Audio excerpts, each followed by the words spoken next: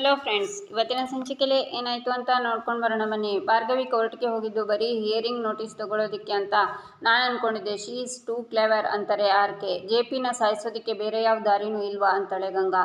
ತುಳಿಯೋದಿರಲಿ, ಅವ್ರಿರೋ ಕಡೆ ನೀವು ಯಾರೂ ಹೋಗೋದಿಕ್ಕೂ ಆಗೋದಿಲ್ಲ. ಲೀಗಲ್ ಆಗಿ ಹೋಗೋದು ಬಿಟ್ಟರೆ ನಮ್ಮ ಹತ್ರ ದೂಸರಾ ರಾಸ್ತಾ ನಹಿಯೇ ಅಂತಾರೆ ಆರ್ಕೆ. ಈಚೆ ತಾರಾ ಭಾರ್ಗವಿ ಹತ್ರ ಆ ರೌಡಿಯಲ್ಲಿ ಭಾರ್ಗವಿ ಕರ್ಕೊಂಡು ಹೋಗಿ ಲಾಕಪ್ಗೆ ಹಾಕಿ 3rd ಡಿಗ್ರಿ ಟ್ರೀಟ್ಮೆಂಟ್ ಕೊಟ್ಟರೆ ಎಲ್ಲ ಅವನೇ ಬಾಯ್ ಬಿಡ್ತಾನೆ ಅಂತಾಳೆ. ಅವನು ಬರೀ ಬಾಣ ಇದ್ದ ಹಾಗೆ ಥರ. ಇದ್ರ ಹಿಂದೆ ನಿಂತು ಕುತಂತ್ರ ಮಾಡ್ತಾ ಇರೋದು ಆ ಗಂಗಾ.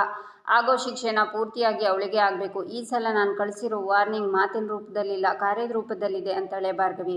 ಅಂದರೆ ಇಷ್ಟೊತ್ತಿಗಾಗಲೇ ವಿಷಯ ಗೊತ್ತಾಗಿ ಶಾಕ್ನಲ್ಲಿರ್ತಾರೆ ಅಲ್ವಾ ಭಾರ್ಗವಿ ಅಂತಾಳೆ ತಾರಾ. ಇನ್ಮೇಲೆ ಈ ತರಹ ಶಾಕ್ ಟ್ರೀಟ್ಮೆಂಟ್ ಸಿಗ್ತಾನೆ ಇರುತ್ತೆ ತಾರಾ. ಮಾವಂಗೆ ನ್ಯಾಯ, ಆ ಗಂಗಾಗೆ ಗಲ್ಲು ಶಿಕ್ಷೆ ಕೊಡಿಸೋದೇ ನನ್ನ ಮುಂದಿನ ಗುರಿ ಅಂತಾಳೆ ಭಾರ್ಗವಿ. ಡೋಂಟ್ ವರಿ ಭಾರ್ಗವಿ, ಈ ಸಲ 100% ಲಾಕ್ ಆಗೇ ಆಗ್ತಾರೆ.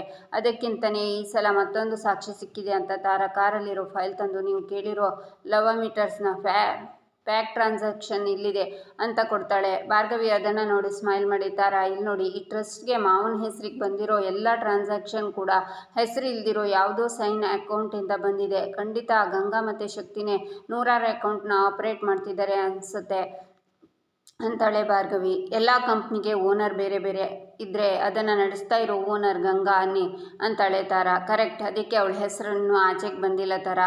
ನಾನು ಗಾಯತ್ರಿ ದೇವಿದು ಫಿಂಗರ್ ಪ್ರಿಂಟ್ಸ್ ಕೊಟ್ಟಿದ್ದೆ ಗೊತ್ತಾ, ಅದು ಯಾವುದಾದ್ರೂ ಅಕೌಂಟ್ಗೆ ಮ್ಯಾಚ್ ಆಯಿತಾ ಅಂತಾಳೆ ಭಾರ್ಗವಿ.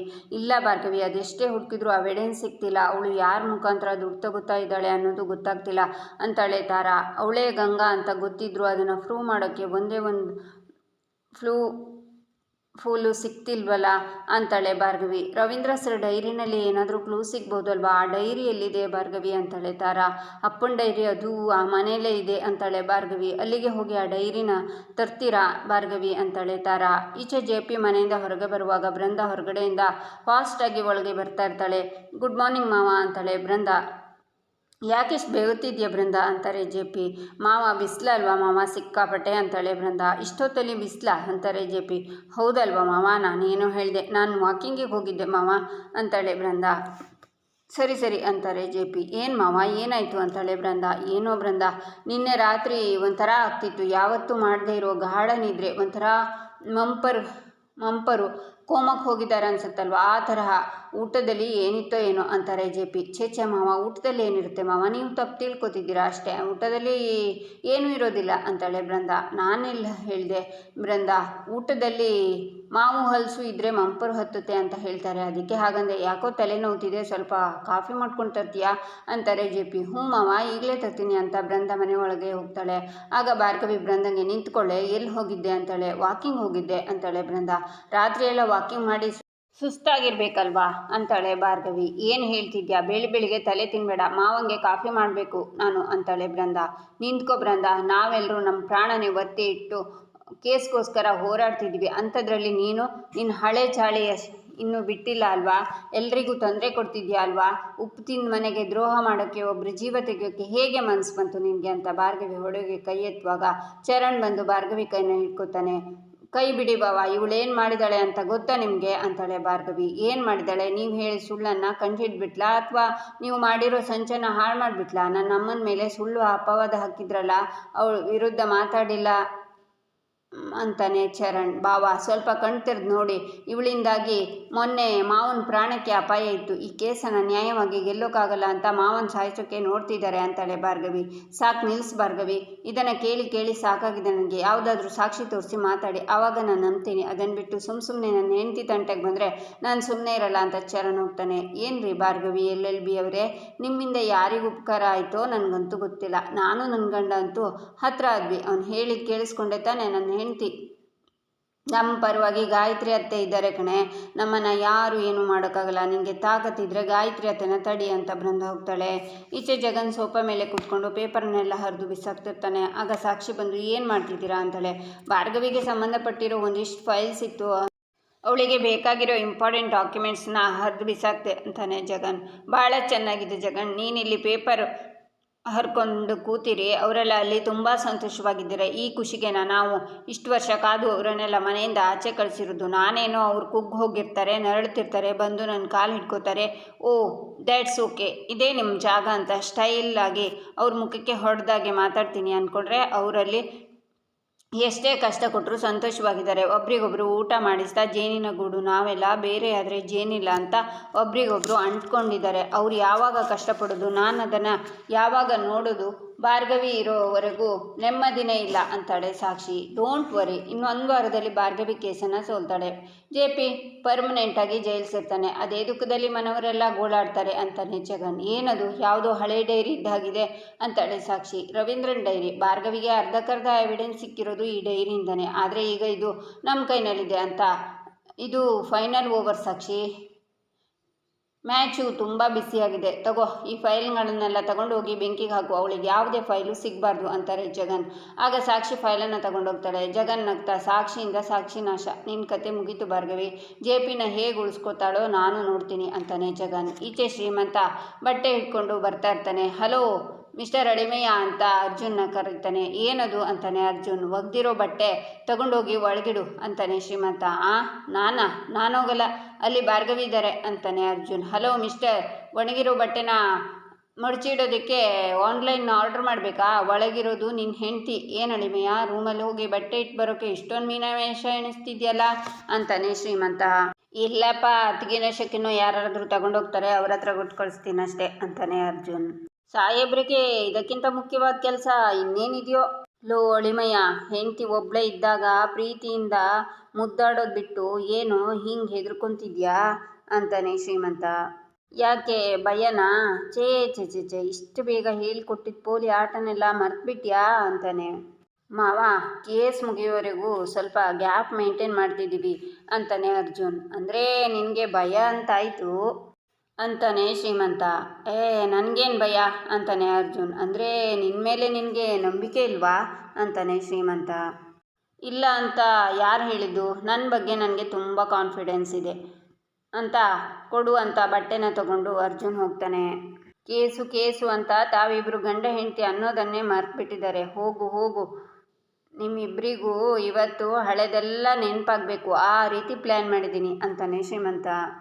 ಈಚೆ ಅರ್ಜುನ್ ಬಟ್ಟೆ ತಗೊಂಡು ರೂಮ್ ಒಳಗಡೆ ಬರ್ತಾನೆ. ಆಗ ಭಾರ್ಗವಿ ತಲೆನ ಸ್ನಾನ ಮಾಡಿ ಕನ್ನಡಿ ಮುಂದೆ ನಿಂತ್ಕೊಂಡು ತಲೆ ಒರೆಸ್ಕೊತಾ ಇರ್ತಾಳೆ. ಹಾಗೆ ಅರ್ಜುನ್ ಅವಳನ್ನು ನೋಡಿ ಕಳೆದು ಹೋಗ್ತಾನೆ. ನಂತರ ಎಚ್ಚರಾಗಿ, ಹೋ ಪಾರ್ಥ, ನೀನು ಬಂದಿರೋದು ಬಟ್ಟೆ ಇಡೋದಕ್ಕೆ, ಅದನ್ನು ಮಾಡಿಬಿಟ್ಟು ಹೋಗು ಅಂತ ತನಗೆ ತಾನೇ ಹೇಳ್ಕೊತಾನೆ ಅರ್ಜುನ್. ಆಗ ಭಾರ್ಗವಿ ಬಟ್ಟೆ ತಗೊಳ್ಳಿ ಅಂತ ಬಟ್ಟೆನ ಅವಳಿಗೆ ಕೊಡ್ತಾನೆ ಅರ್ಜುನ್. ಆಗ ಭಾರ್ಗವಿ ಬಟ್ಟೆ ತಗೊಂಡು ಅಯ್ಯೋ ಅಂತ ಕೂಗ್ತಾ ಅದನ್ನು ಬಿಸಾಕಿ ಅರ್ಜುನ್ನ ಗಟ್ಟಿಯಾಗಿ ಹಿಡ್ಕೊಂಡು ಪಾರ್ಥ ಪಾರ್ಥ ಅಂತ ಕೂಗ್ತಾಳೆ. ಏನಾಯಿತು ಅಂತಾನೆ ಅರ್ಜುನ್ ಪಲ್ಲಿ ಅಂತ ಕೂಗ್ತಾಳೆ ಭಾರ್ಗವಿ. ಎಲ್ಲಿದೆ ಅಂತ ಅರ್ಜುನ್ ಕೇಳುವಾಗ ಕಣ್ಣು ಬಿಟ್ಟು ನೋಡಿ ಪಾರ್ಥ, ಅಲ್ಲಿದೆ ಅಂತಾಳೆ ಭಾರ್ಗವಿ. ಆಗ ಅರ್ಜುನ್ ನೋಡಿ ಇಷ್ಟು ಚಿಕ್ಕ ಹಲ್ಲಿನ ಅಂತ ಜೋರಾಗಿ ನಗ್ತಾನೆ. ನೀವು ಹೆದರ್ಕೊಳ್ತಾ ಇರೋದನ್ನು ನೋಡಿ ಯಾವುದೋ ಡೈನೋಸಾರ್ ಬಂತು ಅಂತ ಅಂದ್ಕೊಂಡ್ಬಿಟ್ಟೆ. ಹೋಗಿ ಅಷ್ಟು ಚಿಕ್ಕ ಹಲ್ಲಿಗೆ ಹೆದರ್ಕೊತೀರಲ್ರಿ? 10 ಜನ ಕಂಡ್ರು ಚಚ್ಚಾಕೋ ಈ ಭಾರ್ಗವಿಗೆ ಹಲ್ಲಿ ಕಂಡ್ರೆ ಭಯನಾ ಅಂತಾನೆ ಅರ್ಜುನ್. ಹಲ್ಲಿ ಜಿರ್ಲೆ ಕಂಡ್ರೆ ಯಾರಿಗೆ ತಾನೇ ಭಯ ಆಗಲ್ಲ ಅಂತಾಳೆ ಭಾರ್ಗವಿ. ಬೇರೆ ಯಾರಿಗೋ ಗೊತ್ತಿಲ್ಲ, ನಮ್ಮ ಭಾರ್ಗವಿಗಂತೂ ಹಲ್ಲಿ ಜಿರ್ಲೆ ಕಂಡ್ರೆ ಭಯ ಅಂತ ನಗ್ತಾನೆ ಅರ್ಜುನ್. ಅದನ್ನು ನೋಡ್ತಾ ಶ್ರೀಮಂತ ಹೊರಗಡೆ, ಪ್ಲಾಸ್ಟಿಕ್ ಹಲ್ಲಿಗೆ ಹೀಗೆ, ಇನ್ನು ನಿಜವಾದ ಹಲ್ಲಿ ಬಂದಿದ್ರೆ ಅಂತ ನಗ್ತಾನೆ. ಹಲ್ಲಿ ಡಾರ್ಲಿಂಗ್, ಇವತ್ತು ನೀನೇ ಅವರಿಬ್ಬರನ್ನ ಒಂದು ಮಾಡಬೇಕು, ಚಚ್ಚಾಕು ಅಂತಾನೆ ಶ್ರೀಮಂತ. ಈಚೆ ಬೃಂದ ಯಾರಿಗೋ ಒಬ್ಬರಿಗೆ ಕಾಯ್ತಾ ಇರ್ತಾಳೆ. ಆಗ ಒಬ್ಬ ಬಂದು ಅವಳಿಗೆ ಒಂದು ಫೈಲನ್ನು ಕೊಟ್ಟು ಹೋಗ್ತಾನೆ. ಆಗ ಪೂರ್ಣಿಮಾ ಬೃಂದಂಗೆ ಕಾಲ್ ಮಾಡ್ತಾರೆ. ಹೇಳಮ್ಮ ಅಂತಾಳೆ ಬೃಂದ, ಆ ಹುಡುಗ ಫೈಲ್ ತಂದುಕೊಟ್ನಮ್ಮ ಅಂತಾರೆ ಪೂರ್ಣಿಮಾ. ಹೂನಮ್ಮ, ಈಗಷ್ಟೇ ತಂದುಕೊಟ್ಟ ಅಂತಾಳೆ ಬೃಂದ. ಇದ್ಯಾಕಮ್ಮ ಬೃಂದ, ದಿಢೀರಂತ ಕೇಸ್ ಫೈಲ್ ಬೇಕು ಅಂತ ಕೇಳಿದೆ ಅಂತಾರೆ ಪೂರ್ಣಿಮಾ.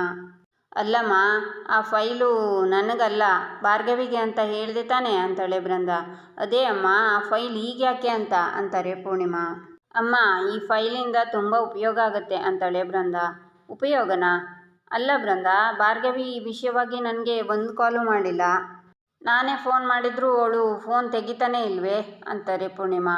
ಹೇಳಿದ್ನಲ್ಲ ಅಮ್ಮ, ಅವಳು ಕೇಸ್ ವಿಷಯವಾಗಿ ಸ್ಟಡಿ ಮಾಡ್ತಾ ಬ್ಯುಸಿಯಾಗಿದ್ದಾಳೆ ಅಂತ. ಅವಳಿಗೆ ಮನೇಲಿದ್ದವ್ರ ಹತ್ರನೇ ಮಾತಾಡೋಕ್ಕೆ ಪುರ್ಸೊತ್ತಿಲ್ಲ, ಇನ್ನು ನಿನ್ನ ಫೋನ್ ಎತ್ತುತ್ತಾಳಾ?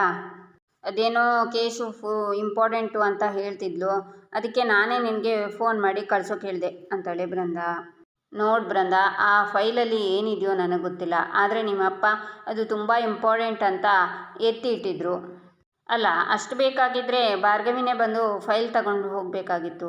ಹೀಗೆ ಯಾರ್ಯಾರ ಹತ್ರನ ಕಳಿಸೋದು ಅಷ್ಟು ಒಳ್ಳೆಯದಲ್ಲ ಅಲ್ವಾ ಅಂತಾರೆ ಪೂರ್ಣಿಮಾ. ಹೇಳಿದ್ನಲ್ಲಮ್ಮ, ಹಿಯರಿಂಗಿಗೆ ಇನ್ನು 2 ದಿನ ಅಷ್ಟೇ ಇದೆ. ಭಾರ್ಗವಿ ಅರ್ಜುನ್ ಇಬ್ಬರು ಅದ್ರ ಬಗ್ಗೆನೇ ತಲೆ ಕೆಡಿಸ್ಕೊಂಡು ಕೂತಿದ್ದಾರೆ. ದಿಢೀರಂತ ಅವಳಿಗೆ ಈ ಫೈಲು ನೆನಪಾಯ್ತು ಅನಿಸುತ್ತೆ, ಅದಕ್ಕೆ ಅವಳು ನನ್ನ ಹತ್ರ ಹೇಳಿದ್ಲು ಅಂತಾಳೆ ಬೃಂದಾ. ಏನೋ ಅಮ್ಮ ಬೃಂದಾ, ನಿಮ್ಮ ಮಾವ ಒಟ್ಟಿನಲ್ಲಿ ಕೇಸಿಂದ ಪಾರಾದರೆ ಅಷ್ಟೇ ಸಾಕು. ನೀನು ಮೊದಲು ಆ ಫೈಲನ್ನು ಭಾರ್ಗವಿಗೆ ಕೊಟ್ಬಿಡು, ಆಮೇಲೆ ನಾನು ಫೋನ್ ಮಾಡಿ ಮಾತಾಡ್ತೀನಿ ಅಂತಾರೆ ಪೂರ್ಣಿಮಾ. ಅಮ್ಮ ಹೇಳಿದ್ನಲ್ಲ, ಅವಳು ಬ್ಯುಸಿಯಾಗಿದ್ದಾಳೆ ಅಂತ ಅಂತಾಳೆ ಬೃಂದಾ. ಅಯ್ಯ, ನನ್ನ ಮಗಳ ಹತ್ರ 1-2 ನಿಮಿಷ ಫೋನಲ್ಲೂ ಮಾತಾಡಬಾರ್ದಾ ಅಂತಾರೆ ಪೂರ್ಣಿಮಾ. ನಿನಗೆ ನನ್ನ ಮೇಲೆ 1 ಪೈಸೆನೂ ನಂಬಿಕೆ ಇಲ್ಲ, ಅದಕ್ಕೆ ಅವಳ ಹತ್ರ ಮಾತಾಡ್ತೀನಿ ಅಂತಿದ್ಯಾ ಅಂತಾಳೆ ಬೃಂದಾ. ನಂಬಿಕೆ ಇಲ್ದಿದ್ರೆ ನಾನು ಫೈಲ್ ಕೊಡ್ತಿದ್ನಾ ಬೃಂದಾ ಅಂತಾರೆ ಪೂರ್ಣಿಮಾ. ನಾನು ಭಾರ್ಗವಿ ಹೆಸರು ಹೇಳಿದ್ದಕ್ಕೆ ನೀನು ಫೈಲ್ ಕಳಿಸ್ದೆ, ನಾನೇ ಹೇಳಿದಿದ್ರೆ ನೀನು ಕೊಡ್ತಿದ್ಯಾ ಅಂತಾಳೆ ಬೃಂದಾ. ಅವಳು ಲಾಯರ್ ಬೃಂದಾ, ಅವಳು ಕೇಳೋದ್ರಲ್ಲಿ ಅರ್ಥ ಇದೆ, ನೀನು ಯಾಕೆ ಸುಮ್ಮನೆ ಕೇಳ್ತಿದ್ದೆ ಅಂತಾರೆ ಪೂರ್ಣಿಮಾ.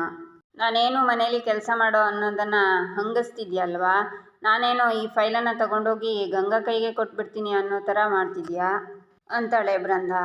ಈಚೆ ಅರ್ಜುನ್ ಜೋರಾಗಿ ನಗ್ತಾ ಇರ್ತಾನೆ. ಆಗ ಭಾರ್ಗವಿ ಅಯ್ಯೋ ಪಾರ್ಥಪಲ್ಲಿ ಅಂತ ಕೂಗ್ತಾಳೆ. ಆಗ ಅರ್ಜುನ್ ಗಟ್ಟಿಯಾಗಿ ಭಾರ್ಗವಿನ ಹಿಡ್ಕೊತಾನೆ. ಪಾರ್ಥ, ಅಲ್ಲಿ ನಿನ್ನ ಕಾಲಡಿಗೆ ಅಲ್ಲಿ ಇದೆ ಅಂತಾಳೆ ಭಾರ್ಗವಿ. ಆಗ ಅರ್ಜುನ್ ಮತ್ತು ಗಟ್ಟಿಯಾಗಿ ಕೂಗ್ತಾನೆ, ಓ ನಮ್ಮ ಸಾಹೇಬ್ರಿಗೂ ಹಲ್ಲಿ ಅಂದರೆ ಭಯನಾ ಅಂತಾಳೆ ಭಾರ್ಗವಿ. ಇದು ಭಯ ಅಲ್ಲ, ಮೈಮೇಲೆ ಬಿದ್ದರೆ ಒಂಥರ ಅಸಹ್ಯ ಆಗುತ್ತಲ್ವಾ ಅಂತಾನೆ ಅರ್ಜುನ್. ಎರಡೂ ಒಂದೇ ಅಂತಾಳೆ ಭಾರ್ಗವಿ. ಅದೇ ಬೇರೆ ಇದೇ ಬೇರೆ ಅಂತ ಅರ್ಜುನ್ ಮತ್ತೆ ಹಲ್ಲಿ ಅಂತ ಭಾರ್ಗವಿನ ಗಟ್ಟಿಯಾಗಿ ಹಿಡ್ಕೊತಾನೆ. ಆಗ ಶ್ರೀಮಂತ ಹೊರಗಡೆಯಿಂದ ಲೋ ಅಳಿಮಯ್ಯ, ಬಟ್ಟೆ ಮಡಚಿಟ್ಟಾಯ್ತಾ ಅಂತ ಕೂಗ್ತಾನೆ. ಬಂದೆ ಅಂತಾನೆ ಅರ್ಜುನ್. ಬರೋದೆಲ್ಲ ಏನೂ ಬೇಡ, take it your own time, ನನಗೇನು ಅವಸರ ಇಲ್ಲ, ನಿಧಾನವಾಗೇ ಬಾ ಅಂತಾನೆ ಶ್ರೀಮಂತ. ರೀ, ಇನ್ನೊಂದ್ಸರಿ ಕೂದಲನ್ನೆಲ್ಲ ಹೀಗೆ ಮಾಡ್ಕೊಳ್ಬೇಡಿ ಅಂತಾನೆ ಅರ್ಜುನ್. ಮತ್ತಿನ್ನು ಹೇಗೆ ಮಾಡ್ಕೋಬೇಕು ಅಂತಾಳೆ ಭಾರ್ಗವಿ. ಅಲ್ಲ ರೀ ಅಂತಾನೆ ಅರ್ಜುನ್. ಆಗ ಭಾರ್ಗವಿ ಅವನ ಕೊರಳನ್ನು ಹಿಡ್ಕೊಂಡು, ನೀನು ಹೀಗಿರಬಾರ್ದು ಭಾರ್ಗವಿ, ಹಾಗಿರಬಾರ್ದು ಭಾರ್ಗವಿ ಅಂತ ಹೇಳಿದರೆ ತಾನೇ ನನಗೆ ಅರ್ಥ ಆಗೋದು. ನೋಡು ಬಂಗಾರ, ನೀನು ಹೀಗಿರಬೇಕು ಅಂತ ನನಗೆ ಅರ್ಥ ಮಾಡಿಸ್ಬೇಕಲ್ವಾ ಅಂತಾಳೆ ಭಾರ್ಗವಿ ಅಂತ ಭಾರ್ಗವಿನ ತಳ್ತಾನೆ ಅರ್ಜುನ್. ದೂರ ಹೋಗಿ ದೂರ ನಿಂತ್ಕೊಳ್ಳಿ ನೀವು, ನನ್ನ ಫೋಕಸ್ ಎಲ್ಲ ಕೇಸ್ ಮೇಲೆ ಇದೆ, ಡಿಸ್ಟರ್ಬ್ ಮಾಡಬಾರ್ದು ಅಂತ ಹೇಳಿಲ್ವ ನಾನು ಅಂತಾನೆ ಅರ್ಜುನ್. ಓ ಹೌದಾ, ರೂಮ್ ಒಳಗಡೆ ಬಂದಿರೋದು ಯಾರು ಅಂತಾಳೆ ಭಾರ್ಗವಿ. ನಾನು ಅಂತಾನೆ ಅರ್ಜುನ್. ಹಾಗಿದ್ರೆ ರೂಮಿಂದ ಹೊರಗಡೆ ಹೋಗದೆ ನಿಂತಿರೋದು ಯಾರು ಅಂತಾಳೆ ಭಾರ್ಗವಿ. ನಾನೇ ಹೋಗ್ತೀನಿ ಅಂತ ಅರ್ಜುನ್ ಹೋಗುವಾಗ ಹಲ್ಲಿ ಅಂತ ಕೂಗ್ತಾಳೆ ಭಾರ್ಗವಿ. ಆಗ ಅರ್ಜುನ್ ಓ ಅಂತ ಕೂಗ್ತಾ ಓಡ್ತಾನೆ. ಭಾರ್ಗವಿ ಜೋರಾಗಿ ನಗ್ತಾಳೆ. ಈಚೆ ಶ್ರೀಮಂತ ಅಳಿಮಯ್ಯ, ಒಳಗೆ ಹೋಗಿದ್ದ ಕೆಲಸ ಏನಾಯಿತು ಅಂತಾನೆ. ಹಲ್ಲಿಗೆಲ್ಲ ಹೆದರ್ಕೋತಾರೆ, ಸರಿಯಾಗಿ ಬುದ್ಧಿ ಹೇಳ್ಬಿಟ್ಟು ಬಂದಿದ್ದೀನಿ ಅಂತಾನೆ ಅರ್ಜುನ್. ಬುದ್ಧಿ ನೀನು ಹೇಳ್ಬಿಟ್ಟು ಬಂದೆ, ಯಾರಿಗೆ? ಹಲ್ಲಿಗ ಅಂತ ಶ್ರೀಮಂತ ಹೇಳುವಾಗ ಮಾವ ಅಂತಾನೆ ಅರ್ಜುನ್. ಈಚೆ ಬೃಂದಾ, ಯಾವಾಗಲೂ ಹೀಗೆ ಅಮ್ಮ, ನಿನಗೆ ನನ್ನ ಮೇಲೆ ನಂಬಿಕೆನೇ ಇಲ್ಲ, ಹಂಗಿಸ್ತಾನೆ ಇರ್ತೀಯ. ಆಯ್ತು ಬಿಡು, ಈ ಫೈಲನ್ನು ವಾಪಸ್ ಕಳಿಸ್ತೀನಿ ಅಂತ ನಾಟಕ ಮಾಡ್ತಾಳೆ. ಯಾಕೆ ಬೃಂದಾ ಹೀಗೆಲ್ಲ ಮಾತಾಡ್ತಿದ್ಯಾ? ನಿನಗೂ ಆ ಮನೆಯವ್ರ ಮೇಲೆ ಕಾಳಜಿ ಇರೋದ್ರಿಂದ ತಾನೇ ನೀನು ಅವ್ರ ಜೊತೆಗೆ ಬಂದಿರೋದು. ನೀನು ನನ್ನ ಮಗಳೇ ಅಲ್ವಾ ಬೃಂದಾ, ನಿನ್ನ ಬಗ್ಗೆ ನನಗೆ ಗೊತ್ತಿಲ್ವಾ ಅಂತಾರೆ ಪೂರ್ಣಿಮಾ. ಅಮ್ಮ, ಮಾವ ಒಬ್ಬರು ಆಚೆ ಬಂದರೆ ಸಾಕಮ್ಮ, ಈ ಆಸ್ತಿ ಪಾಸ್ತಿ ಒಡವೆ ಯಾವುದು ಬೇಡ ಅಂತಾಳೆ ಬೃಂದಾ. ಮಾವನಿಗೋಸ್ಕರ ನಾನು ಕೆಲಸ ಎಲ್ಲ ಮಾಡಿಕೊಡ್ತೀನಿ ಅಮ್ಮ, ಎಷ್ಟೇ ಆದರೂ ಅವರು ನನ್ನ ಅಪ್ಪನ ಥರ ಅಲ್ವಾ ಅಂತಾಳೆ ಬೃಂದಾ. ಇದೇ ಥರ ಬುದ್ಧಿ ಯಾವಾಗಲೂ ಇರಲಿ ನಿನಗೆ. ನಿಮ್ಮ ಮಾವನ್ನ ಉಳಿಸ್ಕೊಳ್ಳೋದಕ್ಕೆ ನೀವೆಲ್ಲ ಮಾಡ್ತಿರೋ ಪ್ರಯತ್ನ ನೋಡಿ ನನಗೆ ತುಂಬ ಖುಷಿ ಆಗ್ತಿದೆ ಬೃಂದಾ. ಈ ನಿಮ್ಮ ಶ್ರಮ ನೋಡಿ ಆದರೂ ಆ ದೇವ್ರು ಕಣ್ಬಿಟ್ರೆ ಅಷ್ಟೇ ಸಾಕಮ್ಮ. ಈ ಕೇಸ್ ಮುಗಿಯೋವರೆಗೂ ನಿನಗಾಗಲಿ ಭಾರ್ಗವಿಗಾಗಲಿ ನಾನು ತೊಂದರೆ ಕೊಡಲ್ಲ, ಆರಾಮಾಗಿ ನಿಮ್ಮ ಕೆಲಸನ ಮುಗಿಸ್ಕೊಳ್ಳಿ ಅಂತಾರೆ ಪೂರ್ಣಿಮಾ. ಅಮ್ಮ, ನೀನಿವತ್ತು ತುಂಬ ದೊಡ್ಡ ಸಹಾಯ ಮಾಡಿದ್ಯಾ, ಇದನ್ನು ಯಾರ ಕೈಗೆ ಸೇರಿಸ್ಬೇಕೋ ಅವ್ರ ಕೈಗೆ ಸೇರಿಸ್ತೀನಿ, ಜೀವನ ಪರ್ಯಂತ ಅವರು ನೆನಪಲ್ಲಿಟ್ಕೋತಾರೆ ಅಂತಾಳೆ ಬೃಂದಾ. ಒಳ್ಳೇದಾಗ್ಲಮ್ಮ ಅಂತ ಪೂರ್ಣಿಮಾ ಕಾಲ್ ಕಟ್ ಮಾಡ್ತಾರೆ. ಈಚೆ ಭಾರ್ಗವಿ ನಿಧಾನಕ್ಕೆ ಜೆ ಪಿ ಮನೆ ಒಳಗಡೆ ಬಂದು ಜೆ ಪಿ ಆಫೀಸ್ ರೂಮಲ್ಲಿರೋ ತನ್ನ ಫೈಲನ್ನೆಲ್ಲ ಹುಡುಕ್ತಾಳೆ. ಆದರೆ ಎಲ್ಲೂ ಅವಳಿಗೆ ಸಿಗಲ್ಲ. ಈಚೆ ರಾತ್ರಿ ಭಾರ್ಗವಿ ಮನೆಯಿಂದ ಕಾಳಿ ವೇಷದಲ್ಲಿ ಹೊರಗಡೆ ಬರ್ತಾ ಇರುವಾಗ ಅರ್ಜುನ್ ಎದುರುಗಡೆ ಬಂದು, ಭಾರ್ಗವಿ ಮತ್ತೆ ಕಾಳಿ ವೇಷ ಹಾಕ್ತಿದ್ದೀರಾ ಅಂತಾನೆ. ಅವತ್ತಿನಿಂದ ಇವತ್ತಿನವರೆಗೂ ಈ ವೇಷ ಹಾಕಿರೋದೇ ಜವಾಬ್ದಾರಿಗೋಸ್ಕರ ಪಾರ್ಥ. ಏನು ಹೇಳ್ತಿದ್ದೀರಾ ಭಾರ್ಗವಿ ಅಂತಾನೆ ಅರ್ಜುನ್. ನನ್ನ ಜೀವಕ್ಕೆ ಜೀವ ಆಗಿರೋ ನಮ್ಮ ಅಪ್ಪನ ಕೊಂದ ಕೊಲೆಗಾರ್ತಿ ಆ ಗಂಗಾ. ಎಲ್ಲಿ ಅವಳ ಬಂಡವಾಳ ಬಯಲಾಗುತ್ತೋ ಅಂತ ನಮ್ಮ ಅಪ್ಪನ ಸಾಯಿಸೇ ಬಿಟ್ಲು ಅಂತಾಳೆ ಭಾರ್ಗವಿ. ಈ ಸಲ ಕಾಳಿಯಾಗಿ ನೀವಲ್ಲ ಭಾರ್ಗವಿ, ನಾನು ಹೋಗ್ತೀನಿ ಅಂತಾನೆ ಅರ್ಜುನ್. ಇಲ್ಲಿಗೆ ಈ ಸಂಚಿಕೆ ಮುಕ್ತಾಯವಾಗುತ್ತೆ. ಮುಂದಿನ ಸಂಚಿಕೆಗಾಗಿ ನಮ್ಮ ಚಾನಲನ್ನು ನೋಡಿ, ಸಬ್ಸ್ಕ್ರೈಬ್ ಮಾಡಿ, ಲೈಕ್ ಮಾಡಿ, ಸಪೋರ್ಟ್ ಮಾಡೋದನ್ನು ಮರಿಬೇಡಿ.